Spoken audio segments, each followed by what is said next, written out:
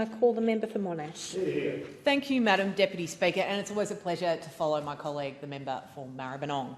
I too rise to speak on the bill before us today. The Coalition will support these bills because at their core they are sensible and practical reforms that modernise the governance and administration of long-standing programs supporting Australian authors and publishers.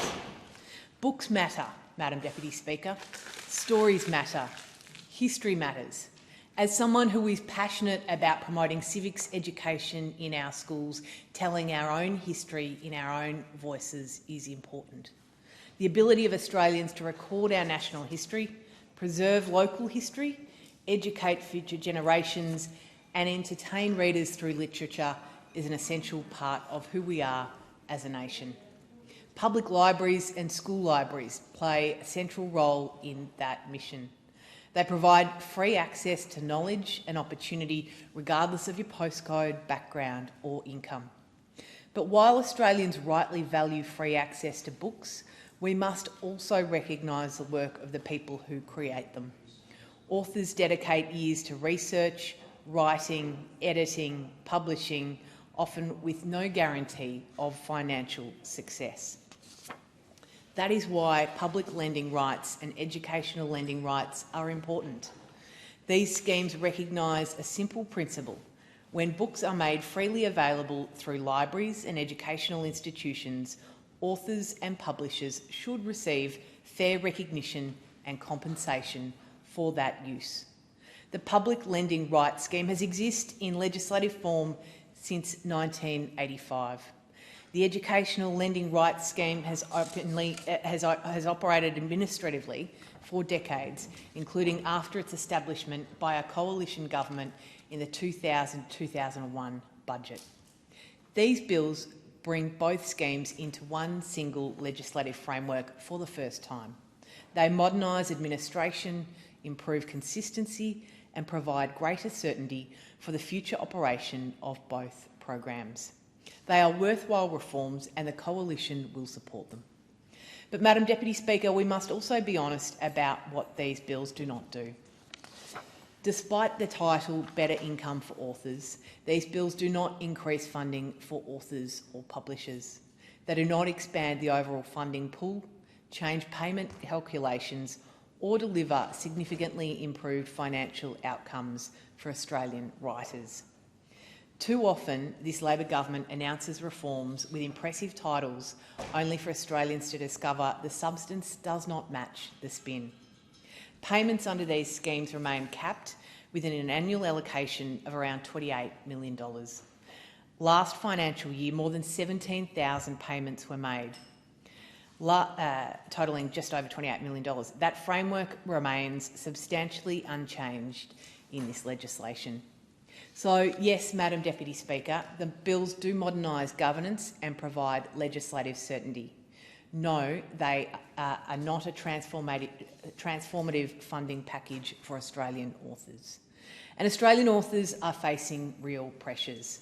Publishing has changed dramatically, and most recently I travelled into Melbourne to speak at a function put together by a range of publishers and authors looking at how new technology can innovate and transform the way some of that material is communicated and made available to more people across the world.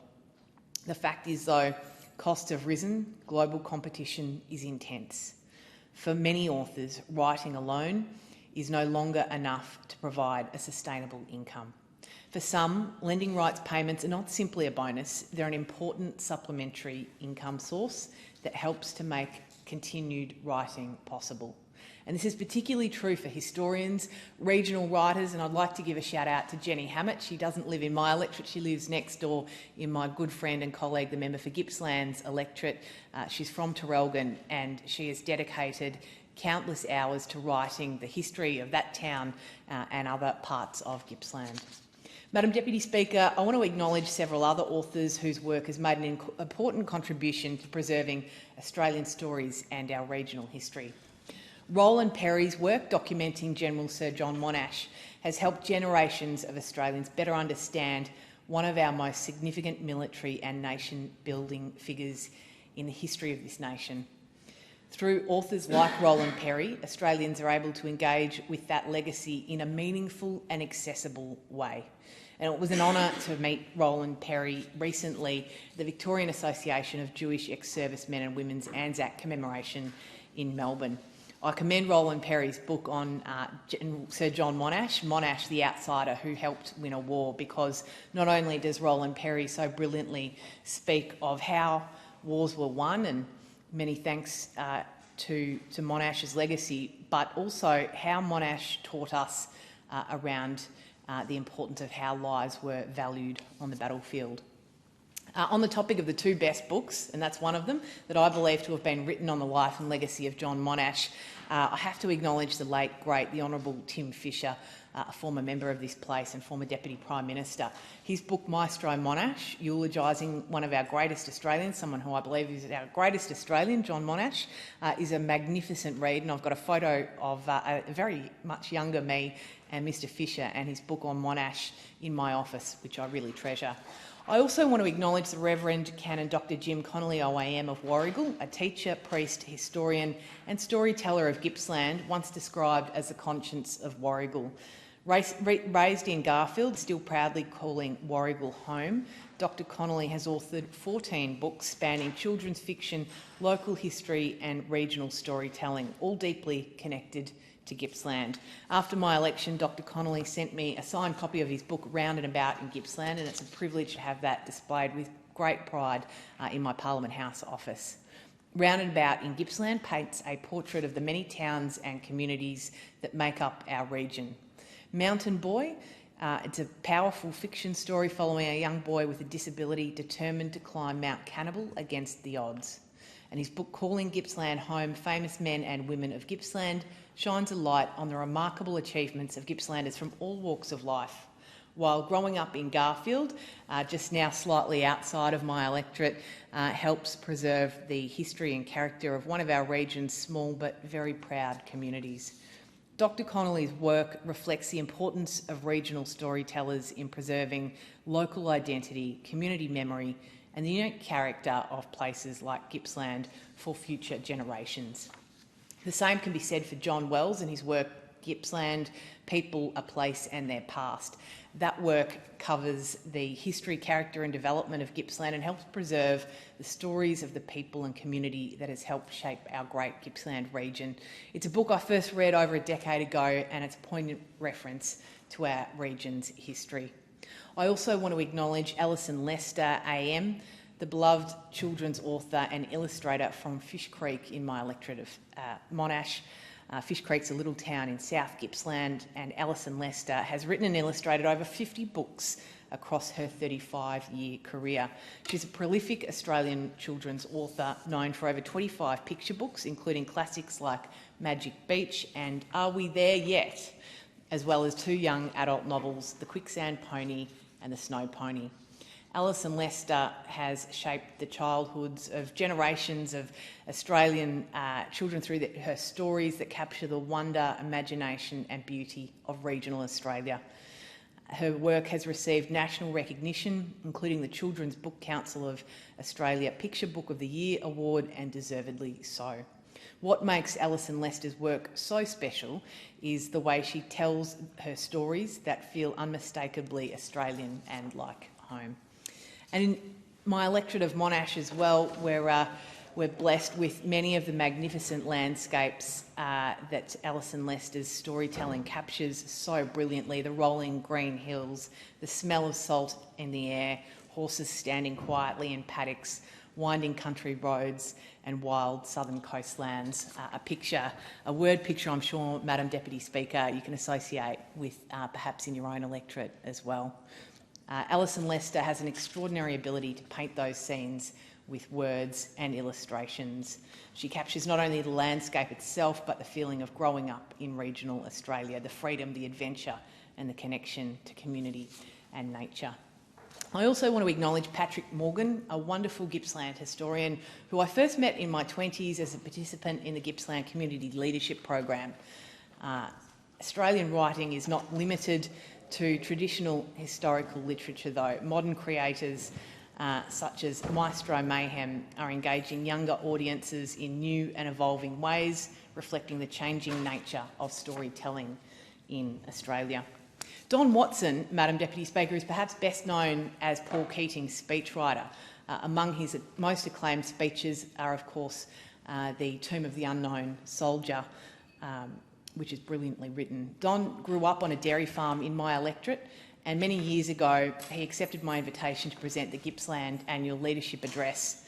He's a wonderful author, and I've enjoyed our conversations very much over the years.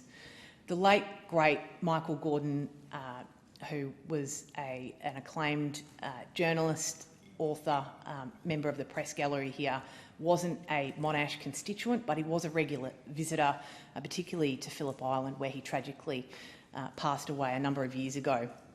He and his father, Harry, were passionate Hawthorn supporters like I am, and I've enjoyed very much their books on Hawthorn, titled The Hard Way, and I treasure a hand-signed book by Michael Gordon on Hawthorn that I have in my office. I know he was a great friend to many longer-serving members in this place. Whether documenting military history, preserving regional stories, or connecting with younger generations through modern formats, Australian authors all contribute to our cultural life and deserve recognition for their work. A positive aspect of this legislation is the formal inclusion of the educational lending rights into legislation that, as other speakers have referenced, provides greater certainty, transparency and accountability. The bill will also modernise eligibility arrangements and streamline advisory committee processes. These are sensible and measured reforms, Madam Deputy Speaker, but governance alone is not sufficient. If this parliament is serious about supporting Australian writing and Australian culture, we must also be willing to have a broader conversation around sustainability, funding and longer-term support. Because culture cannot survive on announcements alone. It requires ongoing investment, practical support and governments willing to prioritise outcomes rather than headlines. Libraries remain one of the great equalisers in Australian society, particularly in regional communities like mine. They are places of learning, literacy and connection. In many towns, they are also vital community hubs. That is why lending rights schemes matter. We should encourage Australians to read, support strong libraries and ensure authors are appropriately recognised when their work is widely used through those systems. The Coalition has consistently supported that principle. We supported those programs in government and we support them today. But we will also continue to ask whether enough is being done to genuinely support Australian authors in a rapidly changing environment. Governance reform is one part of the equation, Madam Deputy Speaker. If we truly want better income for authors, it requires more than administrative restructuring. It needs sustained commitment and practical support. Madam Deputy Speaker, Australian authors help shape our national identity. They preserve our history, educate future generations and ensure Australian voices continue to be heard in an increasingly crowded global marketplace. That is worth supporting, that is worth valuing, and that is why the Coalition will support these bills. They modernise important programs and strengthen existing frameworks, but we should also be clear-eyed about their limitations. They do not significantly increase funding. They do not fundamentally change payment structures. And if they don't by themselves solve the financial pressures Australian writers are facing. And that is an important challenge to solve. It's an important challenge for young Australians. It's an important challenge for children. It's an important challenge for migrants and our multicultural communities right across Australia. One of the greatest joys in my early 20s was volunteering to help a young migrant student with English literature as one of his VCE subjects.